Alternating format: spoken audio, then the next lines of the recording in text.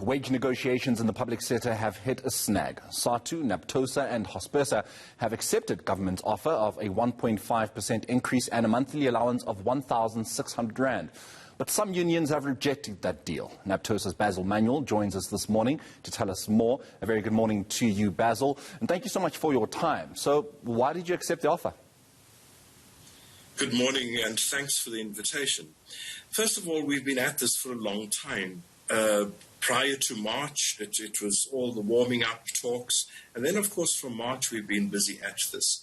And, of course, we know for a long time the employer, that is the state as employer, came in with a 0% offer. Now, that's not an offer, of course. And they stuck to their guns. And, of course, we had, and our negotiators had a tough time moving that. But, of course, we've also got to understand that there are a whole host of pressures. And as much as we don't want to understand it, as much as everybody wants an increase, it is beholden on us also to see the other side. We have fought the fight, and we don't believe we can extract anything more.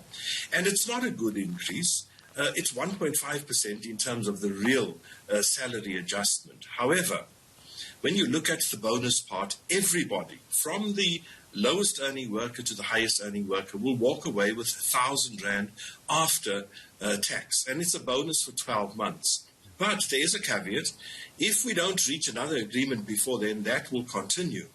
And this to us means a substantial increase, particularly for the people suffering the most. Your lowest earnest worker will be getting at least 11% more on salary.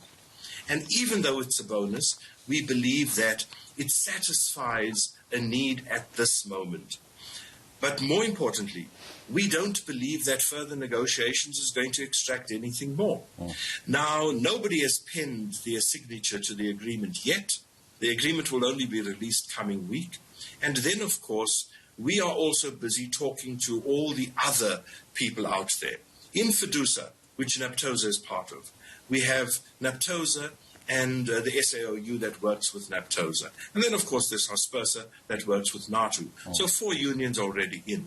We know that the PSA is busy consulting, and they must be given room for that. And on the other side, we know that Sadtu has publicly declared it's going to sign. But we also know that other unions, like Naptosa, are consulting. And we want to give them the space too. There are 21 working days within which to do this. So we're confident that there will be a realization that we are at a particular point, and that any further action, whether it be industrial or not, is not necessarily going to extract much more. Basil, are you hoping that other unions follow your guys' choice, and that, of course, you guys having decided to accept, having not signed yet, but having decided to accept, are you hoping the other unions that have stood their ground and have said they're not going to do that, that they change their ways? Well, of course, we're not just hoping. We are actively working at it. You know, we are constantly in meetings. We are all in this together.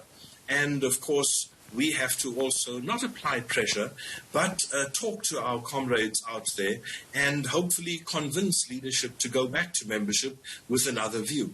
And that is what happens in any negotiations and whenever there's an agreement.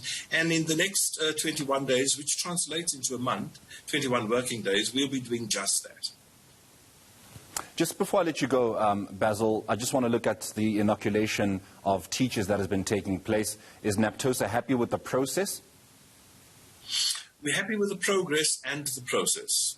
Of course, it's been extended, so we are even more elated with that. But we have to work on the number of doubters out there, and they are significant, and we want to work not to pressurize people, but to convince people that this is the route to go. So we've got a very busy couple of days left.